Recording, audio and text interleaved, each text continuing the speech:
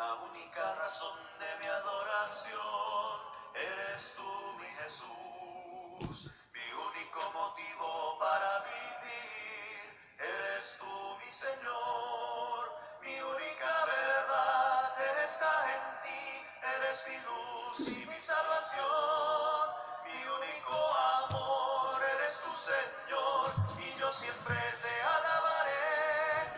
Tú eres todo poderoso, eres grande y majestuoso, eres fuerte, invencible, y no hay nadie como tú.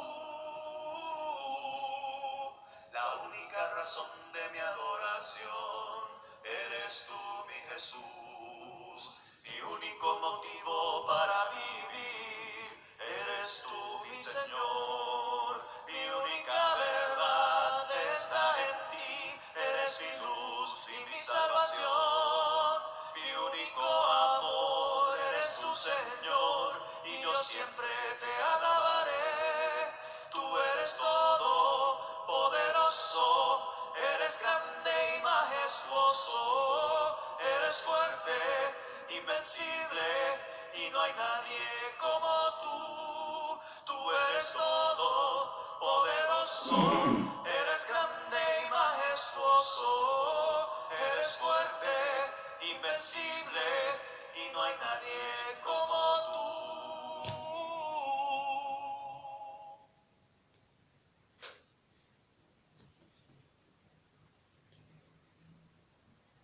¿Qué pues diremos? ¿Perseveraremos en el pecado para que la gracia abunde? En los devocionales pasados hemos visto cómo es que Pablo ha establecido nuestra culpabilidad.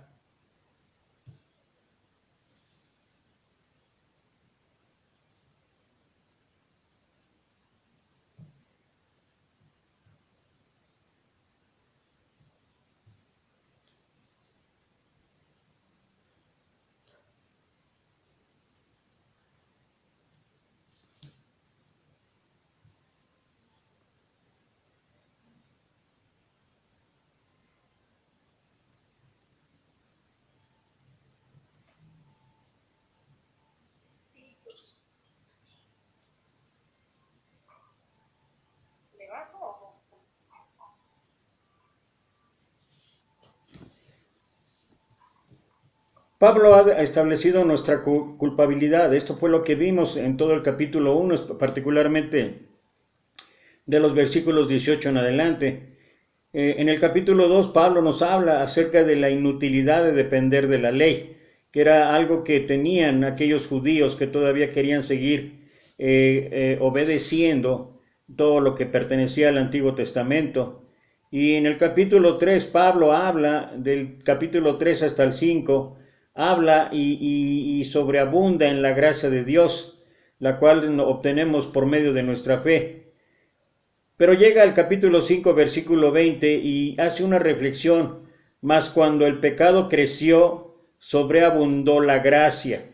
Y es así como empieza el capítulo 6 de Romanos, que le voy a dar lectura. Capítulo 6 de Romanos, versículo 1 al 12.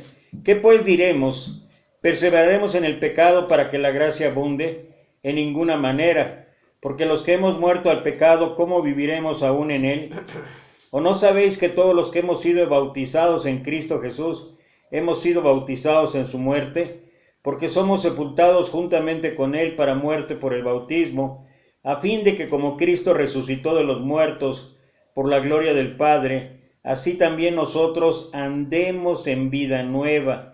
Porque si fuimos plantados juntamente con él en la semejanza de su muerte, así también lo seremos en la de su resurrección, sabiendo esto, que nuestro viejo hombre fue crucificado juntamente con él, para que el cuerpo del pecado sea destruido, a fin de que no sirvamos más al pecado, porque el que ha sido muerto ha sido justificado del pecado, y si morimos con Cristo, creemos que también viviremos con él, sabiendo que Cristo, habiendo resucitado de los muertos, ya no muere, la muerte no se enseñorea más de él, porque en cuanto murió, al pecado murió una vez por todas, mas en cuanto vive, para Dios vive. Así también nosotros, considérense muertos al pecado, pero vivos para Dios en Cristo Jesús, Señor nuestro. No reine pues el pecado en vuestro cuerpo mortal, de modo que lo obedezcan en sus concupiscencias, ni tampoco presenten vuestros miembros al pecado como instrumentos de iniquidad, sino presentaos vosotros mismos a Dios como vivos de entre los muertos, y vuestros miembros a Dios como instrumentos de justicia, porque el pecado no se enseñoreará ya más de vosotros, pues no están bajo la ley, sino bajo la gracia. Es interesante considerar todo esto que habla Pablo en el capítulo 6 de Romanos, después del proceso que hemos venido hablando en los últimos devocionales. Y cabe hacer la reflexión en cuanto a esto: ¿cómo podremos nosotros, que hemos sido justificados, vivir ahora en injusticia? ¿Cómo podemos nosotros, que hemos sido amados, no amar? ¿Cómo podemos nosotros, que hemos sido bendecidos, no bendecir? ¿Cómo podemos nosotros, a quienes se nos ha dado o regalado la gracia, no vivir manifestando en nuestra vida esa gracia? Tal vez no pequemos para que Dios nos dé gracia, pero pecamos alguna vez sabiendo que Dios nos dará finalmente la gracia o el perdón. ¿Alguna vez cometemos un pecado a la noche sabiendo que confesaremos a la mañana siguiente? Cristo ocupa ahora su lugar en nosotros. No tenemos necesidad de seguir en la celda del pecado. El bautismo es un voto sagrado del creyente para seguir a Cristo. Así como una boda celebra la fusión de dos corazones, el bautismo celebra la unión del pecador con el Salvador. Hay que considerar que antes de llegar a Cristo, nuestras vidas estaban fuera de control, eran sucias y dadas a la indulgencia. No sabíamos que éramos sucios hasta que lo conocimos a Él. Entonces Él entró, las cosas empezaron a cambiar, lo que tirábamos por todos lados empezamos a ponerlo en su lugar, lo que descuidábamos empezamos a limpiarlo, y lo que estaba en desorden intentamos ponerlo ya ahora sí en orden. Hay que recordar, o hay que ver cómo es que Pablo ahora intenta clarificar lo que podría ser un grave malentendimiento. Si nuestra esperanza se basa en la gracia de Dios, que abunda aún más que nuestro pecado, ¿cuenta esto algo para nuestra conducta? Si la gracia de Dios limpia todos nuestros pecados, ¿importa si pecamos poco o mucho? ¿Es posible que hasta le hagamos a Dios un servicio al pecar? ¿Debemos pecar para que Dios pueda manifestar la profundidad y extensión de su gracia? La manera en que Pablo trata este tema es haciendo una pregunta retórica, un método que utiliza a menudo en esta epístola. ¿Debemos continuar en el pecado? Es probable que le hayan hecho, en algún momento nos hayamos hecho esa pregunta directamente, o por lo menos nos hayamos encontrado con esta actitud. Aunque parece preocupante que alguien malinterprete la vida cristiana de tal manera, siempre es una buena señal cuando aparecen estas objeciones, particularmente cuando la gente se ofende, porque significa que el Evangelio verdaderamente está siendo proclamado. El corazón, como observó un escritor, es de naturaleza legalista. No puede tolerar el hecho de que la gracia sea gratuita. La respuesta de Pablo para la pregunta ¿cómo viviremos aún en él? Es una pregunta retórica, y esta continúa a lo largo de este capítulo 6, pero comienza con este fuerte rechazo: en ninguna manera. Entonces Pablo procede a la fundación teológica de este argumento, que se basa en nuestra nueva identidad. Como seguidores de Cristo ya no vivimos bajo el dominio del pecado, sino que nos hemos mudado al reino de Dios. Previamente estábamos muertos en pecado, ahora estamos muertos al pecado. Morimos al pecado entonces, y si morimos, ¿cómo podemos continuar viviendo en él? Es como preguntarle a un preso que acaba de salir de la cárcel por qué querría seguir viviendo en una celda, o como preguntarle a un esclavo liberado por qué querría seguir trabajando bajo un amo abusivo, o preguntarle a uno que ganó gran cantidad de dinero en una lotería por qué querría seguir viviendo en una choza. Una vez que una persona ha sido liberada de una situación infeliz, no tiene ningún sentido que permanezca bajo esas condiciones. De tal modo, así nosotros hemos sido liberados al pecado, hemos muerto al pecado, por lo tanto, no tiene sentido que continuemos viviendo en él. ¿O no sabéis que todos los que somos bautizados en Cristo Jesús somos bautizados en su muerte? Claro que la palabra clave aquí es bautizado en el Mesías y también bautizado en su muerte. Como el rey David en las Escrituras, se puede pensar del Mesías como uno en quien se encontraban aquellos que le pertenecían. Tenemos en el rey 10 partes, decía el pueblo de Israel, y en el mismo David más que nosotros. En el versículo 2, Pablo dice que somos muertos al pecado. Ahora, liga esta extraña expresión con el bautizo. Pablo sugiere que el bautizo tiene poder de trascender un mero simbolismo y que incluye más que una limpieza de pecado. El bautismo en la época de Pablo se hacía seguramente sumergiendo de creyentes ya adultos. Cuando somos sumergidos en el agua bautismal, esto nos une a Cristo en su muerte y entierro. El pecado ya no tiene fuerza sobre una persona muerta, las tentaciones de siempre ya no aplican. Por eso no tiene sentido que le demos al pecado dominio sobre nosotros después de morir en Cristo y ser liberados en el pecado. Y este simbolismo del bautismo, junto con lo que fue la sepultura y resurrección de nuestro Señor Jesucristo, entonces es una buena noticia que seamos sepultados con Cristo y hay un sentido de liberación asociada con la muerte y el entierro. Es aún mejor noticia el hecho de que también hemos resucitado de la muerte en Cristo.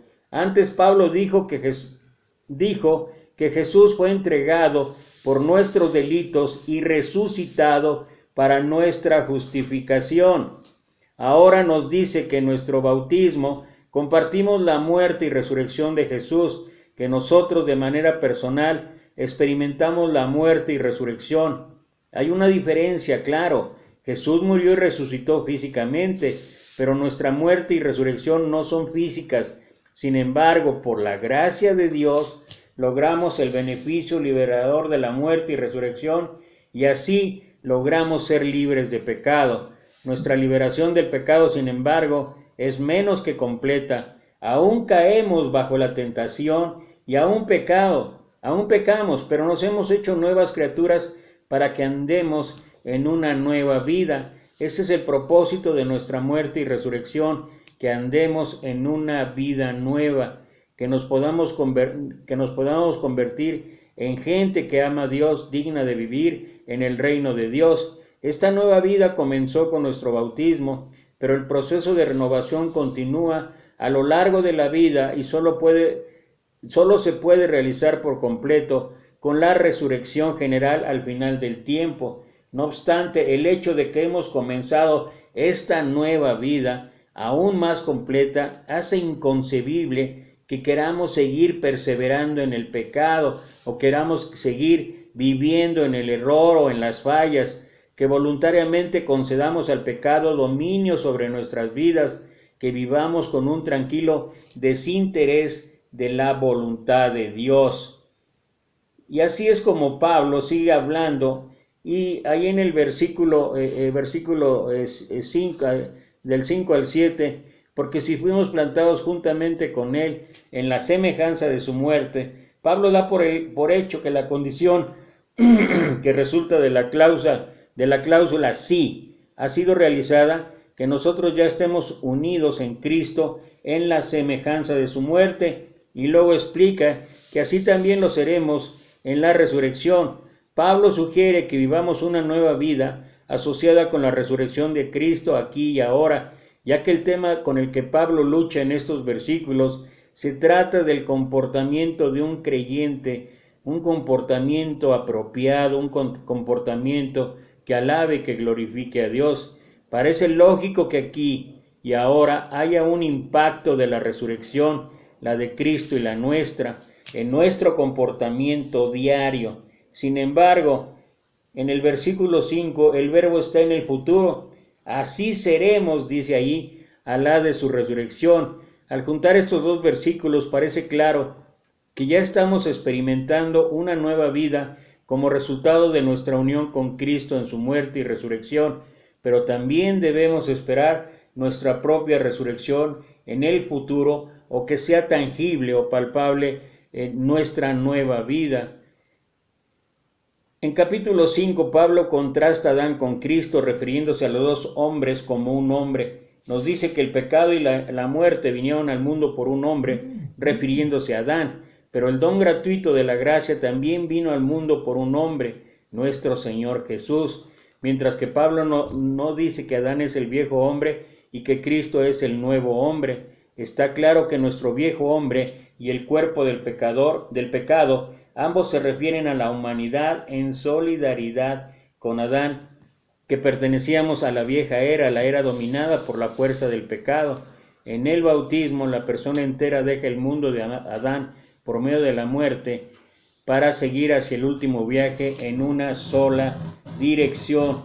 Y así es como con cada uno de los siguientes versículos, el apóstol Pablo nos va explicando y nos va diciendo, tal como en un momento dado aquel fariseo de fariseos, Nicodemo, llegó a él preguntando cómo era posible entrar al reino de los cielos, y Jesús le contestó: el que no naciere de nuevo del agua y del Espíritu no puede ver el reino de Dios. Y por segunda ocasión le volvió a decir: el que no naciere de nuevo del agua y del Espíritu no puede entrar al reino de Dios. De este versículo es donde sacamos la frase de seguir a Cristo nacidos de nuevo, una frase acompañada de connotaciones negativas para mucha gente hoy a causa del pensamiento fundamentalista de los que a menudo se identifican como cristianos nacidos de nuevo. Debemos tener cuidado, sin embargo, de no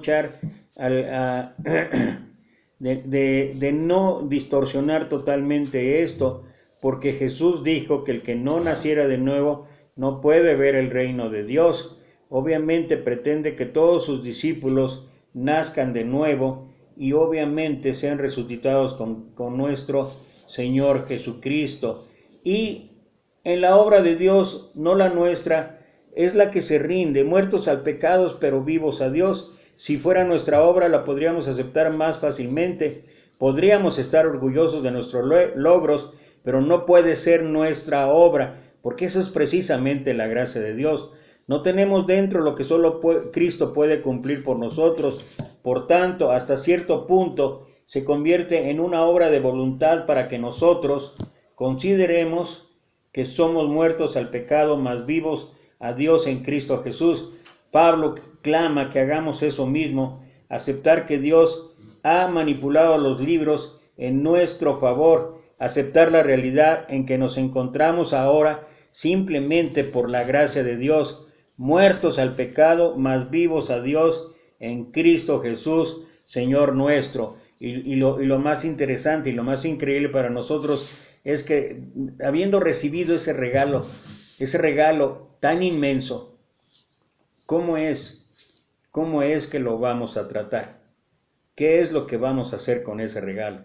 Un regalo que solamente puede venir de Dios, un regalo que nos permite tener una perspectiva de vida totalmente diferente, una perspectiva de vida en una relación continua con nuestro Señor.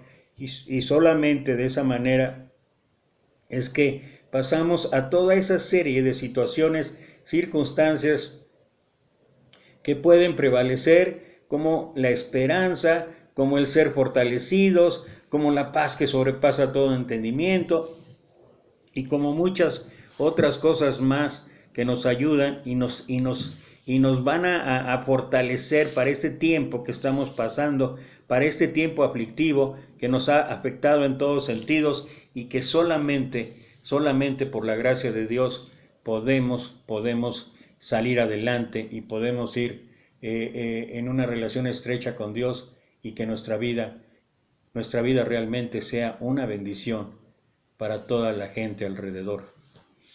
Gracias, Padre, te damos en esta noche nuevamente por el privilegio, Señor, la bendición de estar reunidos y unidos en una mente y un espíritu en tu nombre, Señor. Queriendo, Padre, a través de nuestras plegarias, nuestras oraciones, agradecerte primero, agradecerte la oportunidad, Señor, de ser criaturas nuevas en el sentido espiritual, que se traduce en un comportamiento físico, en un comportamiento natural diferente. Te damos gracias, Padre, porque toda esta oportunidad solamente es a través de ti, a través de una relación personal contigo.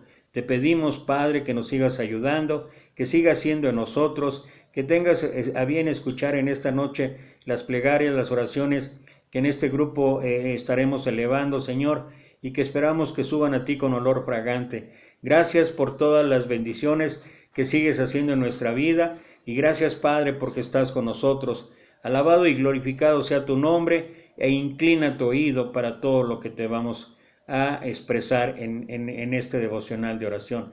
Gracias te damos, Señor, en el bendito santo nombre de tu Hijo amado, nuestro Señor Jesucristo. Amén. Amén. Amén. Amén. Quien quiera orar, adelante.